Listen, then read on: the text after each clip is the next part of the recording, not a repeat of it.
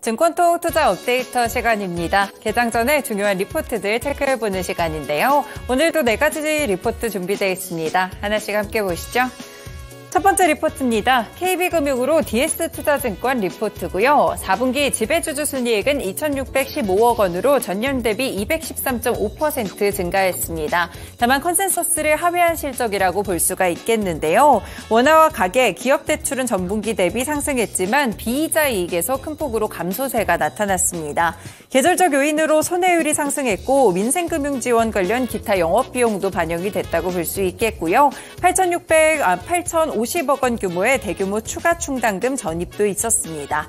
이렇게 낮아진 순이익을 감안하더라도 결국 포인트는 주주 환원율에 있다고 봤는데요. 3,200억 원 수준의 자사주 매입과 소각 소식이 발표가 됐고요. 1,530원의 결선 배당까지 나왔습니다. 올해 그래서 총 주주 환원율은 38.6%를 기록하게 됐는데요.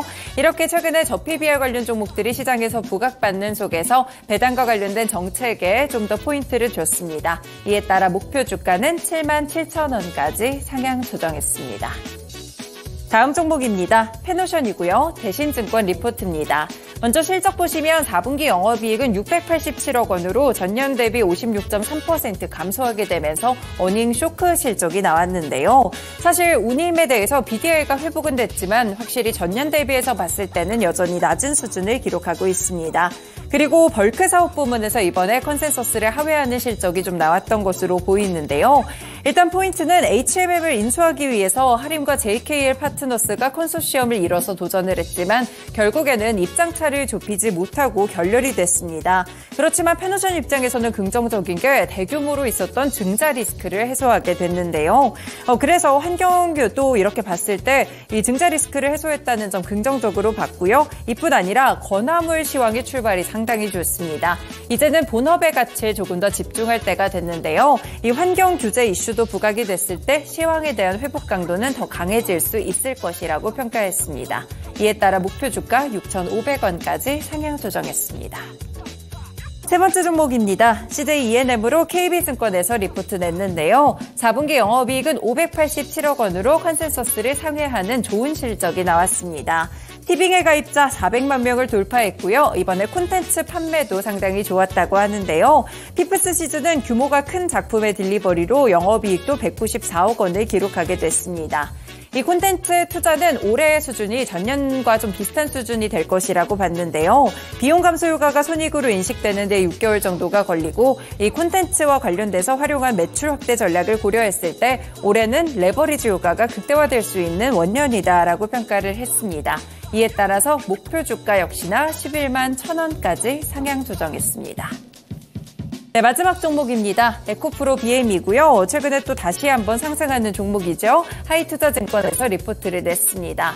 4분기 영업손실 1,147억 원으로 전년 대비 적자 전환했고 어닝 쇼크 실적을 받아들게 됐는데요. 결국에는 북미와 유럽의 전기차 수요 둔화 영향을 직격탄으로 맞았고요. 양극재 출하량이 감소하고 리튬이나 니켈 같이 원재료 가격이 급락하면서 대규모 재고자산 평가 손실이 발생했습니다. 하지만 올해도 좀 어려워 보이는 게 큰 폭의 출하량 증가는 지금은 기대해보기가 어렵는데요. 실적 부진이 불가피할 것이라고 봤습니다. 전기차향 양극재 시장은 글로벌 고금리 기조와 더불어서 캐즘 현상 때문에 전방 수요 성장세가 둔화되면서 쉽지 않은 한 해가 될 것이라고 보고 있는데요. 양극재 시장도 주택 경기 침체가 장기화되고 있고 시장 내 원형 전지 재고 수준도 높기 때문에 어려움이 지속될 것이라고 평가를 했습니다. 사실 어제는 호재 소식이 좀 많아가지고 에코프로 BM 좋지 않은 실적에도 주가가 급등하는 모습이었는데요. 다만 오늘은 이 증권가에서 리포트를 발행한 쪽에서는 에코프로 BM에 대해서 목표가를 일제히 하향 조정했다는 점 체크가 되고 있고요. 역시나 하이투자증권에서도 이미 엄청난 프리미엄이 반영된 PER이라고 보면서 상승 여력도 제한적이라는 평가를 내렸습니다. 이에 따라 목표 주가는 20만 원까지 하향 조정했습니다. 네, 이렇게 오늘도 중요한 증권사 리포트들 4가지 함께 요약해드렸습니다. 다음으로는 주요 일정 체크해보시죠.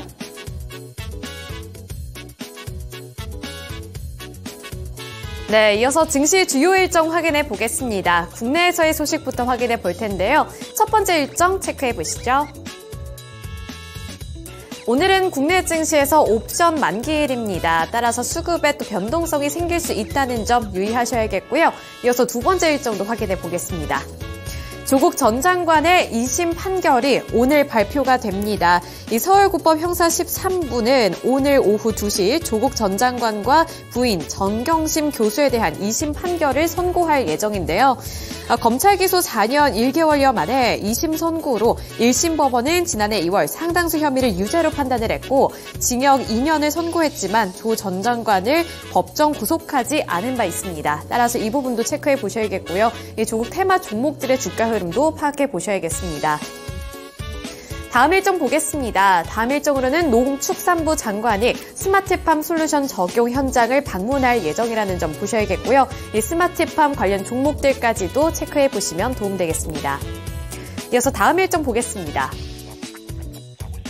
다음으로는 포스코그룹의 차기 회장, 이 최종 후보자가 발표될 예정입니다. 이 포스코 그룹주들 그리고 포스코 홀딩스를 살펴보시면 도움될 것 같은데요. 이 포스코 홀딩스 CEO 이 후보 추천위원회는 오늘 오후 추가 회의와 임시 이사회를 통해 최종 후보자 1명을 확정해서 공개할 예정입니다. 이 포스코 그룹 차기 회장 후보군이 권영수 전 LG 에너지솔루션 부회장, 김동섭 현 한국석유공사 사장, 김지용 포스코 홀딩스 미래기술연구원장, 우유철 전 현대제철 부회장, 장인하 전 포스코 사장, 전중선 전 포스코 홀딩스 사장 등 회사 안팎의 인사 6명으로 압축된 바 있습니다. 다음으로는 재정경제금융관 회의가 개최된다는 점 보셔야겠고요. 실적 발표 일정도 함께 보도록 하겠습니다. 오늘은 롯데쇼핑, 신한지주, 삼성카드, 카카오게임즈, CJ플래시웨이 등의 실적 발표가 예정되어 있는 만큼 이 관련 기업들의 주가 흐름까지 파악해 보셔야겠습니다. 다음 일정 확인해 보겠습니다. 다음으로는 유럽으로 가보도록 할 텐데요. 이번에 유럽에서는 유로존 ECB 경제보고서가 발표됩니다. 한국 시간 기준 8일 오후 6시에 발표가 될 예정이고요. 오늘 저녁에 확인해 보시면 되겠습니다. 최근 들어서 유로존에서도 금리 인하에는 신중을 해야 한다 하는 신중론이 더 확산이 되고 있는 상황인데요. 유로존 ECB 경제보고서까지 함께 체크해 보셔야겠습니다. 이어서 미국에서의 소식 보겠습니다. 제닛 옐런 미국 재무장관의 상원 증언이 예정이 되어 있고요. 이번에는 또 어떠한 발언이 나오게 될지 그리고 증시에는 어떤 영향이 미쳐질지도 면밀하게 파악해 보시면 도움되겠습니다.